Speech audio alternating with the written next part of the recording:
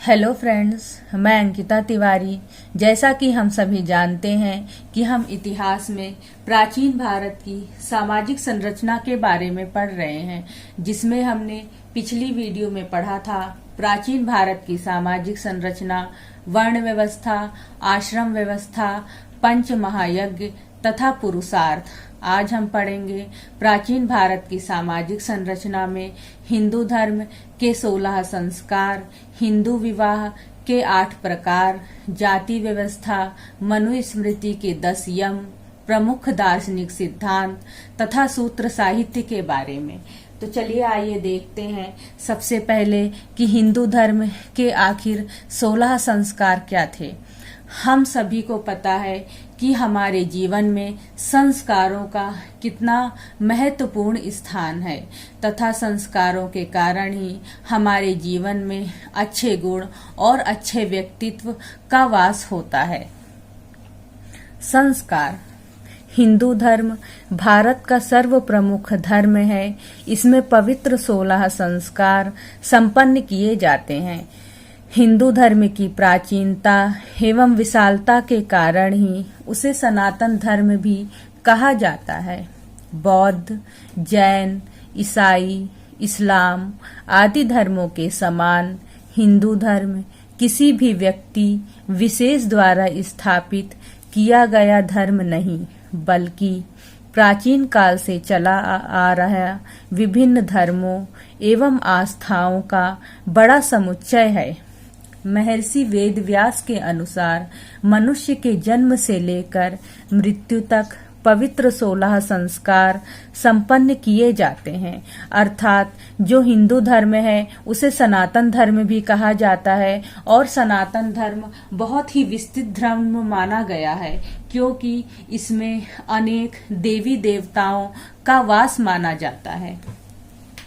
गर्भाधान संस्कार। गर्भाधान संस्कार महर्षि चरक ने कहा है कि मन का प्रसन्न और पुष्ट रहना गर्भ धारण के लिए आवश्यक है। इसलिए स्त्री एवं पुरुष को उत्तर भोजन करना चाहिए और सदा प्रसन्नचित रहना चाहिए। माता पिता के रज एवं वीर्य के संयोग से संतानोत्पत्ति होती है। यह संयोग ही गर्भाधान कहलाता है। स्त्री और पुरुष के शारीरिक मिलन को गर्भाधान संस्कार कहते हैं। गर्भ स्थापना के बाद अनेक प्रकार के प्राकृतिक दोषों के आक्रमण होते हैं, जिनसे बचने के लिए यह संस्कार किया जाता है। विधि पूर्वक संस्कार से युक्त गर्भाधान से अच्छी और सुयोग्य संतान उत्पन्न होती है। अर्थात जो गर्भाधान संस्कार है वो एक स्त्री के लिए कितना महत्वपूर्ण संस्कार माना गया है तथा एक स्त्री को इस संस्कार में हमेशा प्रसन्नचित रहना चाहिए। पुंसवन संस्कार। पुंसवन संस्कार 3 महीने के पश्चात इसलिए आयोजित किया जाता है क्योंकि गर्भ में 3 महीने के पश्चात गर्भस्थ शिशु का मस्तिष्क विकसित होने लगता है। इस समय पुंसवन संस्कार के द्वारा गर्भ में पल रहे शिशु के संस्कारों की नींव रखी जाती है। मान्यता के अनुसार गर्भ में सीखना शुरू कर देता है। उदाहरण के लिए अभिमन्यु, जिसने माता द्रौपदी के गर्भ में ही चक्रव्यूह की शिक्षा प्राप्त कर ली थी। सीमंतोन्नयन संस्कार। सीमंतोन्नयन संस्कार गर्भ के चौथे, 6वें व 8वें महीने में किया जाता था। इस समय गर्भ में पल रहा बच्चा सीखने के काबिल हो जाता है। उसमें अच्छे गुण, स्वभाव और कर्म का ज्ञान आए, इसके लिए माँ उसी प्रकार आचार विचार, रहन सहन और व्यवहार करती है। इस दौरान शांत और प्रसन्नचित रहकर माँ को अध्ययन करना चाहिए। जात कर्म संस्कार। बालक का जन्म होते ही जात कर्म संस्कार को करने से शिशु के कई प्रकार के दोष दूर होते हैं। इसके अंतर्गत शिशु को शहद और घी चटाया जाता है। साथ ही वैदिक मंत्रों का उच्चारण किया जाता है ताकि बच्चा स्वस्थ और दीर्घायु हो। नामकरण संस्कार। जात कर्म के पश्चात नामकरण संस्कार किया जाता है। शिशु के जन्म के पश्चात 11वें दिन नामकरण संस्कार किया जाता है। बच्चे के नाम का उसकी मानसिकता और भविष्य पर असर पड़ता है। जैसे अच्छे कपड़े पहनने से व्यक्तित्व में निखार आता है, उसी प्रकार अच्छा और सारगर्भित नाम रखने से संपूर्ण जीवन पर उसका असर पड़ता है। अर्थात हमें अपने बच्चों का नाम हमेशा सोच समझ कर ही रखना चाहिए, क्योंकि उस नाम का उनके भविष्य पर बहुत ही असर पड़ता है। निष्क्रमण संस्कार। इसके बाद जन्म के चौथे माह में निष्क्रमण संस्कार किया जाता है। निष्क्रमण का अर्थ होता है बाहर निकालना। हमारा शरीर पृथ्वी, जल, अग्नि, वायु और आकाश आदि से बना है, जिन्हें पंचभूत कहा जाता है। इसलिए पिता इन देवताओं से बच्चे के कल्याण की प्रार्थना करते हैं। अन्नप्राशन संस्कार। अन्नप्राशन संस्कार बच्चे के दांत निकलने के समय अर्थात 6-7 महीने की उम्र में किया जाता है। इस संस्कार के बाद बच्चे को अन्न खिलाने की शुरुआत हो जाती है। अर्थात अन्नप्राशन संस्कार के बाद ही बच्चे को अन्न खिलाया जाता है और इस संस्कार के समय मुख्यतः बच्चे को खीर खिलाकर यह संस्कार संपन्न किया जाता है। चूड़ाकर्म संस्कार। यह संस्कार शिशु के जन्म के पहले या तीसरे वर्ष में किया जाता है। इसमें शिशु के केसों को मोड़ा जाता है। कर्णवेधन संस्कार। कर्णवेधन संस्कार का अर्थ होता है कान को छेदना। इसके 5 कारण हैं। आभूषण पहनने के लिए कान छेदने से ज्योतिषानुसार राहु और केतु के बुरे प्रभाव बंद हो जाते हैं। इससे मस्तिष्क तक जाने वाली नसों में रक्त का प्रवाह ठीक होने लगता है। इससे श्रवण शक्ति बढ़ती है और इससे यौन इंद्रियां पुष्ट हो जाती हैं। यज्ञोपवीत संस्कार। यह संस्कार हिंदू धर्म में बहुत ही महत्वपूर्ण संस्कार माना जाता है तथा इसे जनेऊ संस्कार भी कहा जाता है। यज्ञोपवीत को उपनयन या जनेऊ संस्कार भी कहते हैं। प्रत्येक हिंदू को यह संस्कार करना चाहिए। उप यानी पास और नयन यानी ले जाना। गुरु के पास ले जाने का अर्थ है उपनयन संस्कार। आज भी यह परंपरा है। जनेऊ यानी यज्ञोपवीत में 3 सूत्र होते हैं। ये 3 देवता ब्रह्मा, विष्णु और महेश के प्रतीक हैं।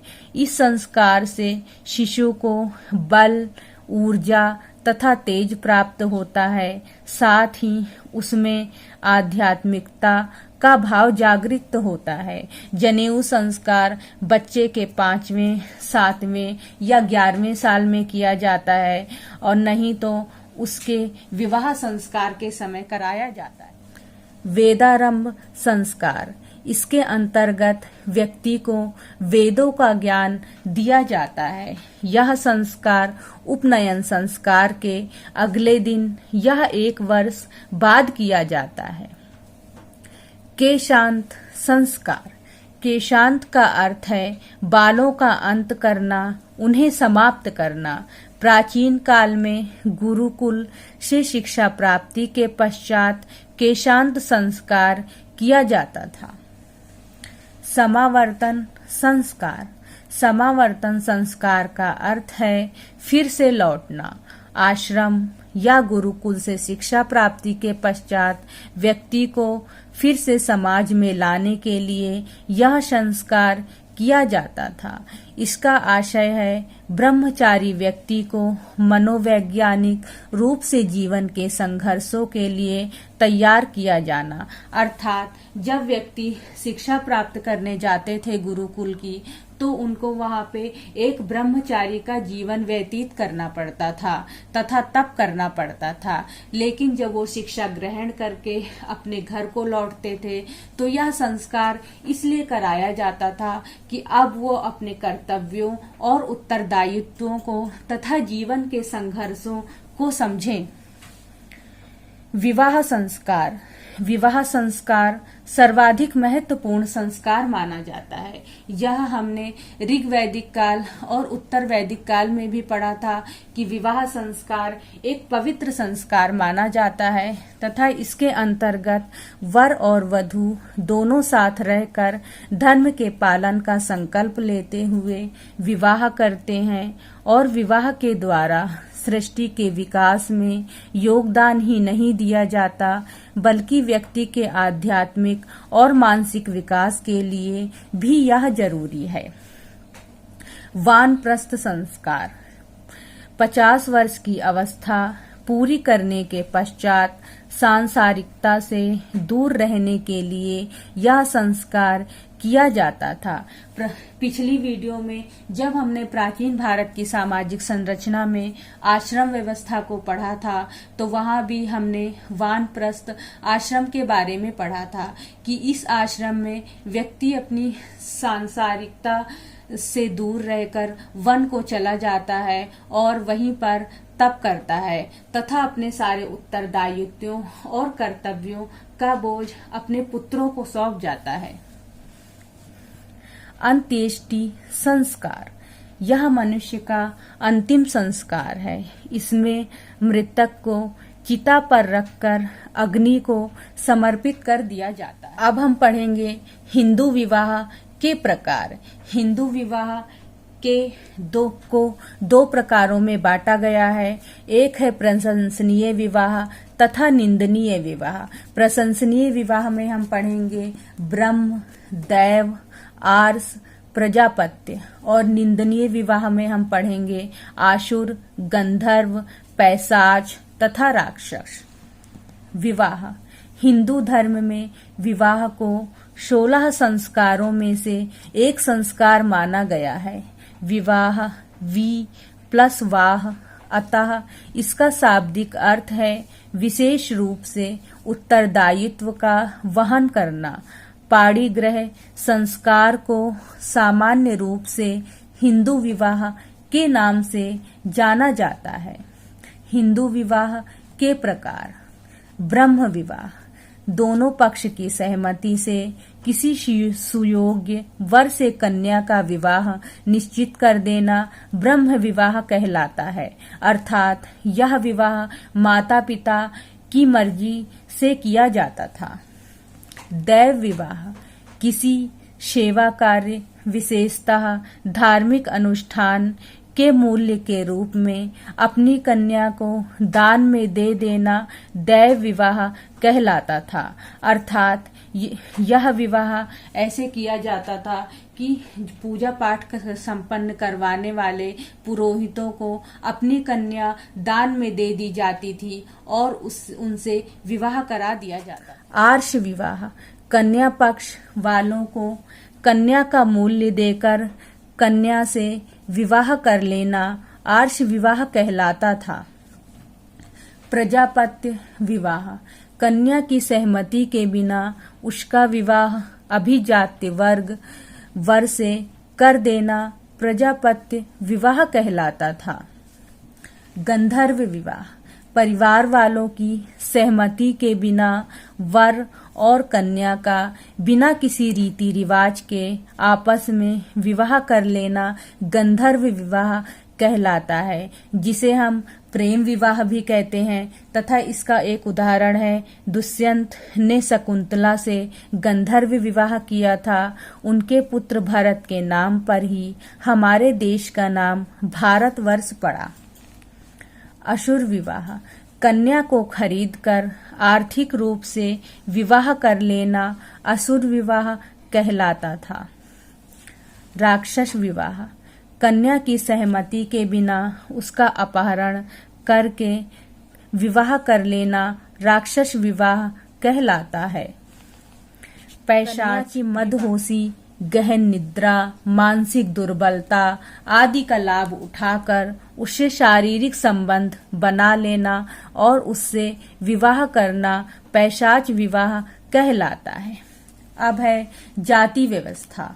अनुलोम एवं प्रतिलोम विवाह के परिणाम स्वरूप अनेक जातियों का उद्भव हुआ। कुछ जातियों का उद्भव पेशे के आधार पर हुआ, जिसमें से प्रमुख जातियां थी अंबष्ट, आयोगण, उग्र, निषाद, मागध, रथकार, वैदेहक, सूत, वेण, पुक्कस, छता, पार्सव, आमीर, घिवण, घीवर, कुंकुटक, स्वपाक, चांडाल, सैरिंद्र, मैत्रेयक, किरात, सैलूस, भिल्ल, डोम, शोलिक, तंतुवाय, तच्चक आदि प्राचीन भारतीय समाज में प्रमुख जातियां अस्तित्व में थी। अब हम पढ़ेंगे दशयम। ये दशयम मनुस्मृति ने कहा है इसमें कि एक जो बुद्धिमान व्यक्ति होता है उसको हमेशा इन दशयमों का पालन करना चाहिए, जो कि हैं ब्रह्मचर्य, दया, क्षमा, ध्यान, सत्य, नम्रता, अहिंसा, चोरी ना करना, मधुर स्वभाव तथा इंद्रिय दमन। प्रमुख दार्शनिक सिद्धांत: सांख्य दर्शन, कपिल, योग दर्शन, पतंजलि, न्याय दर्शन, गौतम, वैशेषिक दर्शन, कणद या उलुक, पूर्व मीमांसा दर्शन, जैमिनी, उत्तर मीमांसा दर्शन, बादरायण, लोकायत, चारवाक। सूत्र साहित्य। सूत्र साहित्य ऐसे साहित्य को कहा जाता है जिसमें एक बड़ी व्याख्या का संक्षिप्त रूप में पढ़ना ही सूत्र साहित्य कहलाता है। सूत्र किसी बड़ी से बड़ी बात को अति संक्षेप में अभिव्यक्ति का तरीका है। सूत्र का शाब्दिक अर्थ रस्सी या धागा है। प्राचीन भारतीय इतिहास में वैदिक काल के समाप्त होते होते वैदिक साहित्य एक विशाल रूप ले चुका था। इतने विस्तृत वैदिक साहित्य को कंठस्थ करना मुश्किल हो गया था। इस संपूर्ण साहित्य को संक्षिप्त करने की आवश्यकता थी। इसी उद्देश्य से एक नए प्रकार के साहित्य का जन्म हुआ जिसे सूत्र साहित्य कहते हैं। सूत्र साहित्य में सम्मिलित थे यक्ष का निरुक्त, पाणिनि की अष्टाध्यायी, स्रोत सूत्र, ग्रह सूत्र तथा धर्म सूत्र सम्मिलित। इस साहित्य का निर्माण काल 7वीं शताब्दी ईस्वी पूर्व से 2वीं शताब्दी ईस्वी पूर्व तक माना गया है। इसमें वेदांग भी हैं जो कि 6 हैं: शिक्षा, कल्प, व्याकरण, निरुक्त, छंद तथा ज्योतिष। पाणिनि की अष्टाध्यायी संस्कृत की व्याकरण है। अब है सूत्र साहित्य के प्रकार, जिनको कि 3 भागों में विभाजित किया गया है। सबसे पहले है स्रोत सूत्र। इसमें पुरोहितों द्वारा किए गए समारोहों का वर्णन है।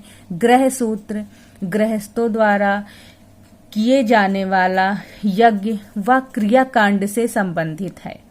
धर्म सूत्र प्रचलित धार्मिक नियम व उनका व्यवहारिक रूप है। इसी के साथ मैं आपको बता दूं कि आज हमने प्राचीन भारत की सामाजिक संरचना के बारे में विस्तार पूर्वक पढ़ लिया है। अगर आपको मेरी वीडियो में कोई कमी नजर आती है तो प्लीज मुझे कमेंट करके बताइए, और अगर आपको मेरी वीडियो पसंद आती है तो इसे comment, like, share and subscribe कीजिए। इस टॉपिक के नोट्स मैं डिस्क्रिप्शन बॉक्स में डाल दूंगी। धन्यवाद।